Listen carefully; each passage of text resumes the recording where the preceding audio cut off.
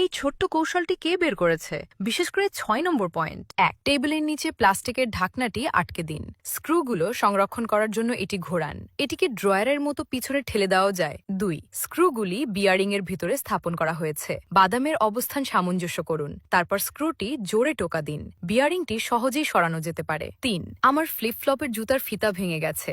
জুতার ফিতা আটকানোর জন্য প্লায়ার ব্যবহার করুন। তারপর আবার স্ক্রুটি ঢুকিয়ে দিন। এই মেরামত করা ফ্লিপ ফ্লপগুলি আরো ২০ বছর টিকতে পারে। ৪, এয়ারের নিচে ৪টি প্লাস্টিকের বোতল রাখুন। ক্যাপটি স্ক্রু করে বোতলটি বাতাস দিয়ে ফুলিয়ে দিন। এটি জ্যাক হিসেবে কাজ করতে পারে। এটা তো খুব চালাক। ৫, কাচের বোতলের চারপাশে সুতির সুতো জড়িয়ে আছে। অ্যালকোহল দিয়ে ভিজিয়ে আগুন লাগানোর পর দ্রুত এটি জলে রাখুন। মিনিটে বোতলটি সুন্দরভাবে কেটে খোলা যেতে পারে। ৬, থ্রেডেড রডে স্ক্রুগুলো ঠিক করুন। পানির পাইপ যত লম্বাই হোক না কেন, মিনিটে এটি সহজেই গর্তের অবস্থানে পৌঁছাতে পারে। স্ক্রুগুলো ঠিক করুন। ৭, তেলের ড্রামের মুখের উপর একটি প্লাস্টিকের বোতল রাখুন। যখন আমি পেট্রোল ঢালতে এসেছিলাম, তাহলে এটি সর্বত্র ঝরবে না। ৮, আঠালো কাঠি গলিয়ে ছোট গর্তে ঢোকান। ঠান্ডা হওয়ার পর অতিরিক্ত কেটে ফেলুন। এভাবে স্ক্রুগুলো শক্ত করলে সেগুলো খুব নিরাপদ হয়ে ওঠে। ৯, ওয়েল্ডিং ইলেকট্রোডগুলি জলে পাইপের রূপরেখা বরাবর সাজানো আছে। টেপ দিয়ে এটিকে সুরক্ষিত করুন এবং কাঠের মেঝেতে রাখুন। আকৃতি বরাবর আবার রেখা আঁকুন। এভাবে কাঠের মেঝে স্থাপন করলে কোনো ফাঁক থাকে না।